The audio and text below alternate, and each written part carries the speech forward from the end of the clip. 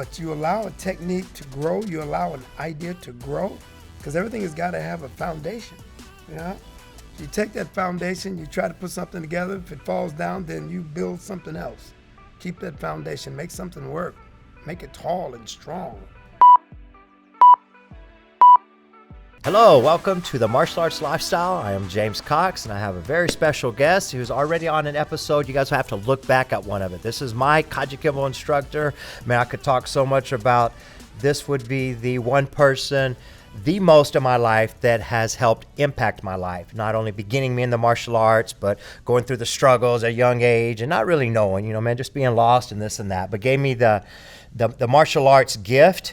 And then from there, I was able to continue paying it forward and passing it on. But Grandmaster Patrick McDaniel, you have to go and look a little more at his story. But man, one of the most powerful martial artists, charismatic men, leaders, builds leaders. I've seen his students, and again, I can speak as the product of where I was and where I am now, where we're able to continue with. So on and on and on. But we're in town. We have another big training seminar. We got some legendary martial arts here teaching for the next couple of days. And I appreciate you being here as always and, doing the magic that you're going to do with the students that are blessed to be able to attend the seminar. I know we have a topic that we had talked about, some commitment, some procrastination, but when you interview someone like Patrick McDaniel, you don't really have to say much because he knows how to handle things, right? But it's good to see you, sir. And what do you have for us? Right. I'm back home. I haven't lived here in probably close to 30 years. You leave something behind when you leave a place. You don't know exactly what it is until you come back. When you return, you find out what it is you left behind because it's still a part of you. And when I see you and your work, that's what tells me some of the things I left behind. You never would have known, right? Never would have known. Crazy. Never would have known. And I'm gonna tell you, that's what living is. You understand?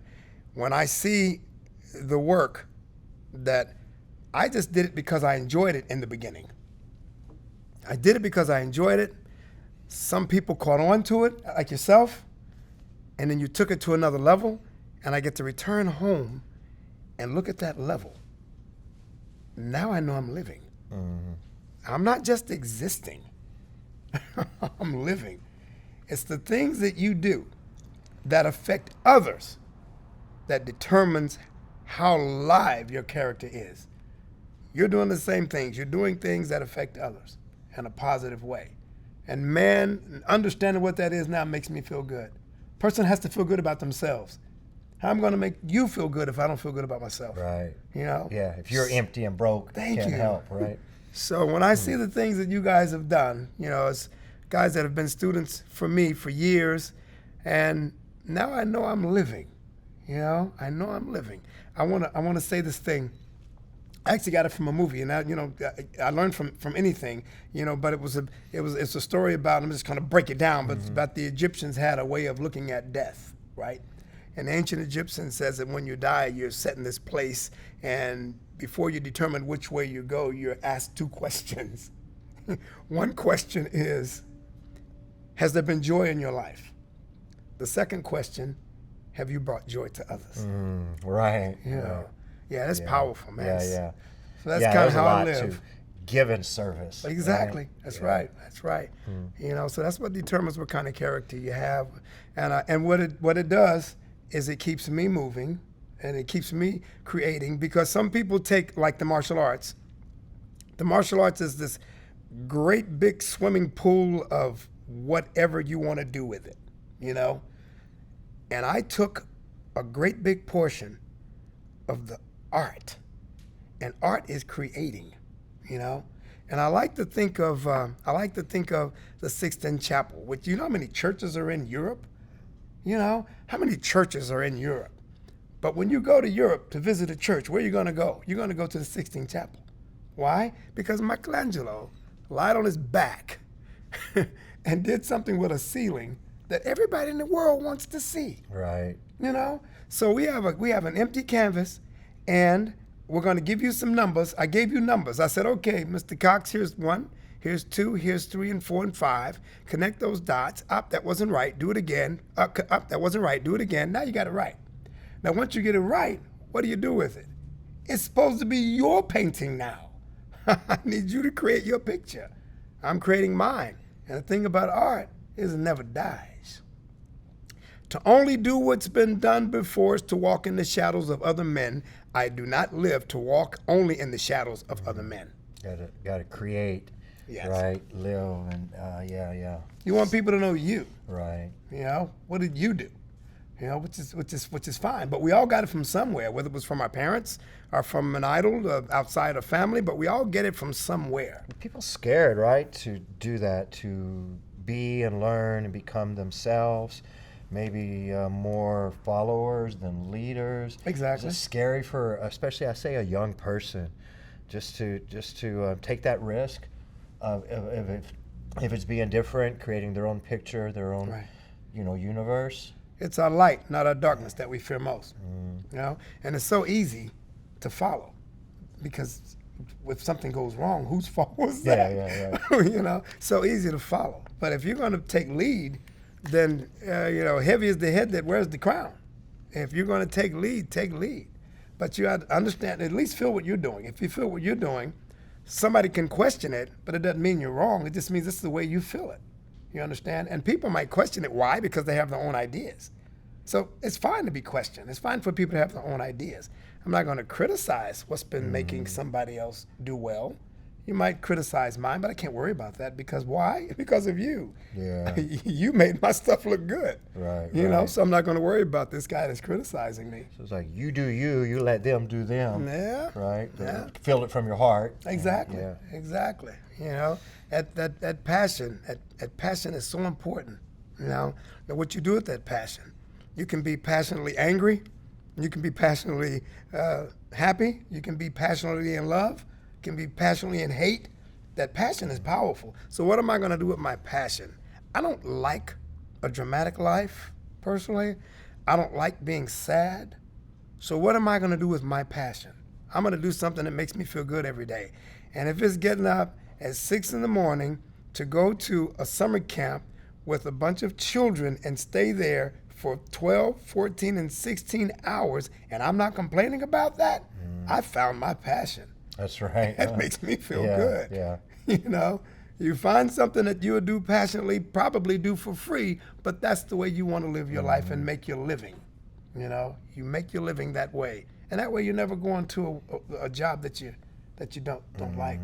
Complaining the whole time. Yeah. I don't like complaining. I don't like it. I don't like what it does to my spirit. I want my spirit to say, man, I feel good about what I did today. Oh, I need to improve this. Even if you see something that you need to improve. You put something together and you say, okay, let me try this out. Boom, let's go this way, let's go that way. You see how it works. I see it in my mind. I'm gonna teach you. It didn't look good. Or was it practical? Was it effective? Did it hit the point to where I wanted it to? No, it didn't. Well, let's discard that. Let's come up with something else. You know, something that's practical and effective. It's gonna work even in the long run. You know, maybe not right now, but you allow a technique to grow. You allow an idea to grow, because everything has got to have a foundation. You know, so you take that foundation, you try to put something together. If it falls down, then you build something else. Keep that foundation. Make something work. Make it tall and strong. You know, something that you can look back on and say, yeah, I was responsible for that. That makes me feel good. That's living. It's not just existing. It's living. You know. You think people quit? I mean, I know it's just martial arts life on things because, one, they're hard, because, two, they're not seeing the growth. So I kind of hear you talking about like a little bit of the long game, right? You know, but at the same time, being ready for Plan B. You know, right? Right. Change it up. But, Change it up. Yeah. Yeah. So, how do other people, or what's the advice to continue? You know, to continue that journey, maybe even when it's hard or when you're not seeing the results. Pay attention. You know, pay attention to what's growing around you. Now, if you try to stay in the same place, maybe something worked last year. You try to stay in the same place, but then the world moves forward and you're not growing with it. You have to pay attention to the direction the world is going. Pay attention, keep your foundation, and modify, add on. Make somebody else feel good about what they've done, like I made you feel good about what you've done. I've got people right now. You were 1985, 86. That's how long ago that was. I still have to figure out a way to make people feel good, and it's not nowhere close to what it took to make you feel good. You know, everything changes. Everything changes. People are all different, right? Pay attention. Pay attention to the world, and you keep creating. Let's look at a musician or a singer, a musical artist that everybody loves or used to love or whatever, and you see them packing stadiums right now when their hits were in the 70s and 80s, But what are they packing the stadiums with? Those 60 and 70-year-old people, So now, who's making the younger people feel better? Well, the people that are more like their peers, But still, young people appreciate what the older ones have done. You know why? Because we hear it in their music. Right. We hear it in their music. So even what those older ones have done still affects what's coming up. So you keep that foundation, but you grow with the world. I had to learn to pay attention. Self-awareness, right? Bruce Lee's Definitely. so big on the, knowing yourself is the truth, right? And be water. Yeah, adapt. Yeah, you have to adapt. Flow. You have to adapt. And what's most important? Who surrounds me most? This is it. You ready for this? Who surrounds me most are the people I teach. So if I'm not learning from the people I teach, I'm probably not worth being a teacher. Right. I got to learn from the people I teach. Yeah. You're not teaching. I'm not teaching. You see what I'm saying? So that's the power of the whole journey right there. You got to pay attention to things, man. And people are going to give you advice every day. They're going to talk to you and say this and say that. You listen to it. It doesn't mean that it's all good, but listen, because you're going to find something out of that. Even if what they said in totality is not what you agree with, but something in there may be. It's just like learning a technique. You teach somebody 10 techniques, they don't like 10 of them, but they like 2 of them. So let's put that in our system. Just pay attention to things. When a child talks to you, listen. Listen. You see what I'm saying? Because I have a 6 and 7-year-old kid that talks to me all the time, but they're 6 and 7. So what are they talking about? It's something on another level. I'm a way grown up person when I'm listening to these, animated, 6 and 7-year-old imaginary stories. But if I don't listen to the stories, I'm not going to know how to teach them. Yeah. I got to listen to those kids, man. And that way I know how to teach them. Yeah. Plus they're pure, those guys. Definitely. They have that innocence. And not as much filter. They're saying Right. whatever, right? That's what they were feeling. If they felt you were important enough for them to tell you, you got to make them feel that they're important enough to listen. Boy, I hope you guys heard that. Yeah. Say it one more time, just in case. Say it one more. If they felt you were important enough for them to tell you, got to make them know that they're important enough to listen. Got to listen to them. And I get involved with the listening, get involved with it. So learn from the people you teach as well as others around you. I spend more time with the people I teach. Man, you're like, I'm 38 years. You're into this. You 5 decades near, something like 50 that? years now. Yeah, that's amazing, man. And it's been a strong part of your life from the beginning. You haven't taken breaks. Nope. It was always teaching. Or maybe you moved to a different city, a different city, state. different town. There's never been a break. And the people that you left, you always went back to. They went back to you. You've kept strong connections because, in those days, man, we could talk about that forever, but it was a small, close-knit group, but we were family. Definitely. 100%. You couldn't have told us that we weren't Couldn't have told us. That's exactly right. That's exactly right. That's the power of the martial arts, right? And I don't know, it's the martial arts, and but it's the leadership. It starts there at the top because, we know what we saw and felt for sure. Right. Well, I am because we are. So whatever makes me what I am is because of what you guys did, as a family together. And we did other things. It wasn't all just kicking, punching, and blocking. We went out to the parks and played volleyball and went to the movies and, I took you on a couple of jobs with me, just to get you. You were teenage boys. Come on, James, come out and work with me. Let you know how life is, Yeah. It took me to get my driver's license. Exactly right. So that's what it is. That's life. That's living. I feel good about things like that. You know, coming all the way here, visiting you guys from the East Coast. I've got people that came with me from the East Coast. Yeah, you brought like You know? 10 people Yeah, down. yeah. That's just, things like that. And some of those people never would have known what the Southwest was like if they hadn't come with me. You know, so Getting experiences. Yeah. It's life experiences because it's all moments that they're not going to ever have back. Right? Exactly that moment right. is there, and what did you get from it? What's the takeaway? Opportunity. Right. We got seminars tomorrow, man. We got 4 people teaching. Man, what's going to be a takeaway from this guy? What's going to be a takeaway from this dude? But what's the experiences that will last a lifetime? And it's always going to be something to take away, as long as you're paying attention. Yeah, paying attention. It's always going to be something you can take away. Always. That's beautiful. And when you have that opportunity, you take that opportunity. You can say, you know what? They're going to do this thing again next year. I'm going to wait. I'm going to go next year. No, because once this year has passed, it won't come again. I heard you talk about procrastination. Exactly. And the tomorrow never comes, right? Right. What do we do there? What's the advice there? I mean, put it off for another day, right? I'm going to start on Monday, and then I'm going to start in January. Right. Well, let me tell you, I heard somebody say something. Let's talk about time zones, right? This should really just shock your mind. Okay, now where I live, it would be 8 o'clock in the morning before it's 8 o'clock where you live. Right now, I'm sleeping for an extra hour, and by the time you get up, this is an opportunity that has already got started on the East Coast, and then by the time you get up, this thing has already happened. You think of it like that. If it's 8 o'clock there, and then you hadn't quite reached 8 o'clock here, what did they start? And you slept another. Those kids are in school already. These kids are waking up and having breakfast already. You see what I'm saying? So you think about that. So you can sit back and wait if you want to, but we might have these explosive ideas, right? And say, oh man, that's a good idea. I'm gonna try that. But then you wait. And then you wait. And then guess what? Now you're reading about it. Somebody else did Someone took it. Millionaire made of this invention. Somebody else did it, So just as long as you realize that there's an opportunity for you to take, you take that opportunity right then, or somebody else will, because people are different but the same. Right. They're different but the same.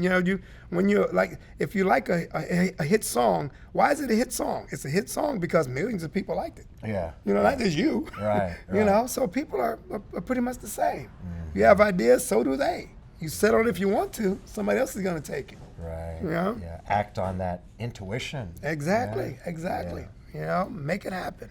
Make it happen or somebody else will. So that's, as long as you understand that about procrastination, that should help you get on up and do it. I like that. Yeah. Get on up and do it. I gotta get up earlier now. Well, man, what else you got going on? I mean, I know you teaching and traveling, and where could people find you, and anything you want to close with? I'm in North Carolina. I've been there for going on 23 years. I've been there. When I left Texas, I left West Texas to Dallas to Virginia, to North Carolina, and everywhere I went, I dropped a seed. I was Johnny Appleseed. I had karate students in Dallas when I went there. I had karate students in Virginia when I went there. So I dropped this karate seed everywhere I went. But I've been in North Carolina now for the longest period of time because of the response. If I deliver my message and I have a powerful response, then that's what I want to hang around.